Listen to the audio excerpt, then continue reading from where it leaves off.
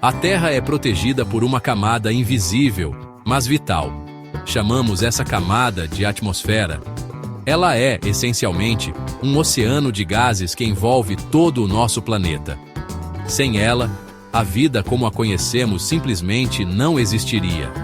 É um cobertor que nos mantém aquecidos, um escudo que nos defende de perigos cósmicos e a fonte do ar que respiramos a cada segundo. Pensar na atmosfera é pensar na condição fundamental para a nossa existência e para a de milhões de outras espécies que compartilham conosco este lar. É um sistema complexo e delicado, do qual dependemos inteiramente, muito mais do que imaginamos no nosso dia a dia. A importância da atmosfera vai muito além do oxigênio. Ela funciona como um filtro solar natural e poderoso. Raios ultravioleta, ou UV, muito nocivos, são emitidos pelo Sol constantemente. Uma parte específica da atmosfera, a camada de ozônio, absorve a maior parte dessa radiação perigosa, protegendo nossa pele, nossos olhos e o DNA de todos os seres vivos. Se não tivéssemos essa proteção, a superfície da Terra seria um lugar hostil, esterilizado pela energia solar. Portanto, a atmosfera não apenas nos dá o que respirar, mas também nos guarda de uma ameaça silenciosa e invisível que vem do espaço. Além disso, a atmosfera regula a temperatura do nosso planeta através do efeito estufa. Esse é um fenômeno natural e benéfico. Durante o dia, a luz do Sol aquece a superfície da Terra. À noite, parte desse calor é irradiado de volta para o espaço. A atmosfera, com seus gases de efeito estufa como o dióxido de carbono e o vapor d'água, retém uma porção desse calor, impedindo que o planeta congele. Sem esse efeito, a temperatura média da Terra seria de cerca de 18 graus negativos Celsius. Graças a esse equilíbrio térmico, temos água líquida e condições para a vida florescer em abundância. Por fim, a atmosfera é o palco de todos os fenômenos meteorológicos. Chuvas que irrigam as plantações, ventos que espalham sementes e o ciclo da água que renova nossos rios e lagos acontecem dentro dela. É nela que as nuvens se formam, que os raios brilham e os trovões soam. O clima de cada região, seja ele quente e úmido ou frio e seco, é determinado por processos que ocorrem nessa imensa camada de ar.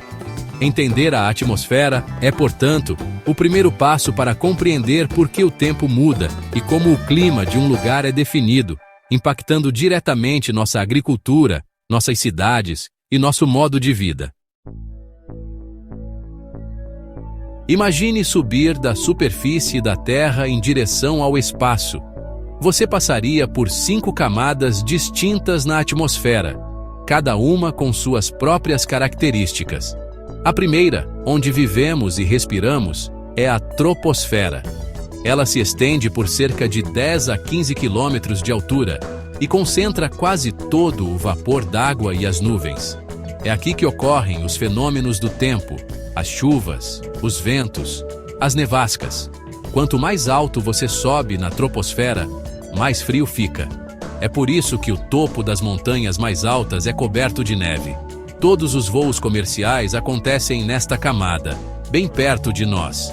Acima da troposfera, encontramos a estratosfera. Ela vai até aproximadamente 50 quilômetros de altitude. Uma característica marcante desta camada é que a temperatura, ao contrário da troposfera, aumenta com a altitude. Isso acontece por causa da famosa camada de ozônio, que fica aqui. O ozônio absorve a radiação ultravioleta do Sol, aquecendo a estratosfera. É esse processo que nos protege dos raios UV mais danosos. Aviões a jato e balões meteorológicos podem alcançar a parte inferior da estratosfera, onde o ar é mais estável e sem turbulências, proporcionando um voo mais suave. Continuando a subida, chegamos à mesosfera, que se estende até cerca de 85 quilômetros de altura. Esta é a camada mais fria da atmosfera, com temperaturas que podem chegar a 90 graus negativos Celsius. É na mesosfera que a maioria dos meteoros, vindos do espaço, se desintegra ao entrar em contato com a nossa atmosfera. Eles queimam devido ao atrito com as moléculas de ar, criando o belo espetáculo que conhecemos como estrelas cadentes. A mesosfera nos protege de incontáveis rochas espaciais que, de outra forma, atingiriam a superfície do nosso planeta todos os dias, funcionando como um verdadeiro escudo protetor. As duas últimas camadas são a termosfera e a exosfera. A termosfera começa em 85 quilômetros e pode se estender por centenas de quilômetros. As temperaturas aqui podem ser extremamente altas, chegando a mais de 1.500 graus Celsius, devido à absorção de radiação solar de alta energia. É na termosfera que a Estação Espacial Internacional orbita a Terra e onde ocorrem as auroras boreal e austral. Acima de tudo, temos a exosfera, a fronteira final com o espaço. O ar é extremamente rarefeito e as moléculas de gás escapam para o vácuo. É o último suspiro da nossa atmosfera antes do imenso vazio cósmico. O clima na Terra não é estático. Ele é moldado por um gigantesco sistema de circulação de ar na atmosfera, movido pela energia do Sol. Como o Sol aquece mais intensamente a região do Equador do que os polos, cria-se uma diferença de temperatura e pressão. O ar quente e úmido na linha do Equador sobe, pois é mais leve. Ao atingir as partes mais altas da troposfera, ele se resfria e começa a se mover em direção aos polos. Esse movimento de ar em grande escala cria padrões de ventos e de chuvas que definem os climas ao redor do mundo. É uma verdadeira máquina térmica global, redistribuindo o calor do Equador para as regiões mais frias. Esse movimento global do ar organiza-se em 3 grandes sistemas de circulação em cada hemisfério. São as chamadas células de circulação. A primeira é a célula de Hadley, que atua na região tropical. O ar quente sobe no Equador, causando chuvas torrenciais e formando florestas tropicais, como a Amazônia. Depois de subir, esse ar, agora seco, desce por volta dos 30 graus de latitude, tanto norte quanto sul. Essa descida de ar seco inibe a formação de nuvens e chuvas, criando as grandes regiões desérticas do mundo, como o deserto do Saara, na África, e o Outback, na Austrália.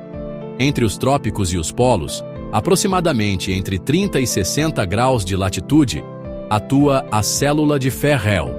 Essa célula funciona de maneira um pouco diferente, quase como uma engrenagem entre as outras duas.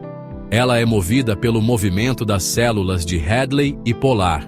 Nessa zona, o ar que desce da célula de Hadley encontra o ar frio que vem dos polos.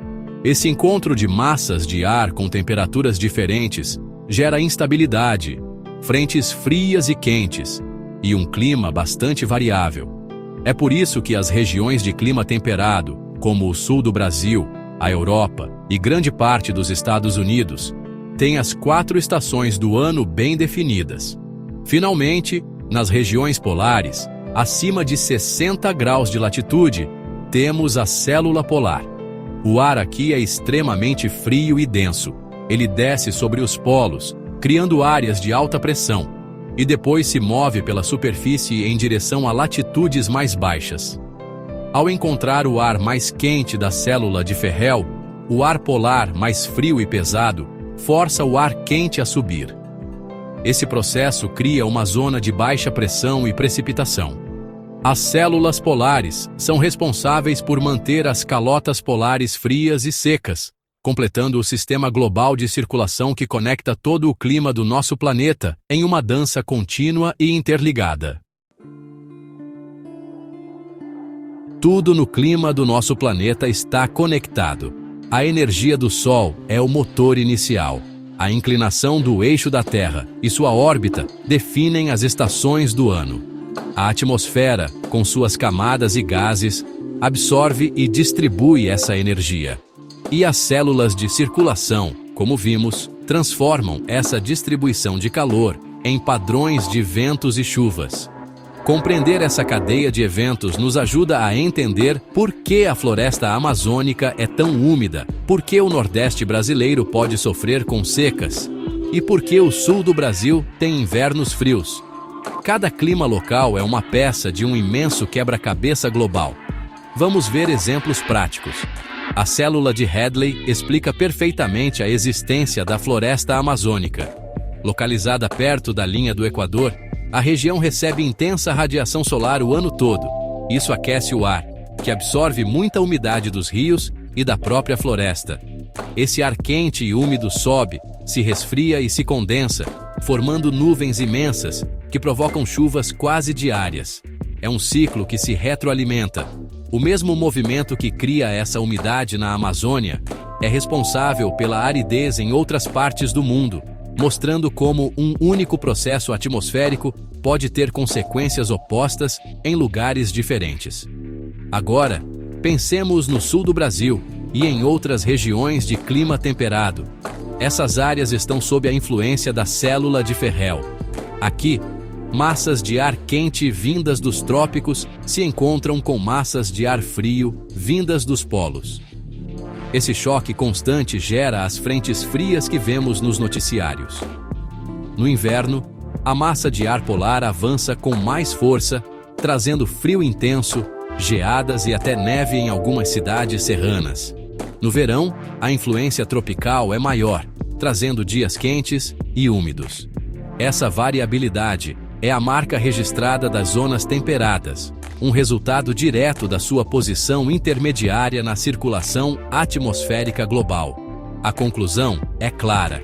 O Sol, as camadas da atmosfera, os ventos e os climas estão todos interligados em uma complexa e fascinante teia de causas e efeitos.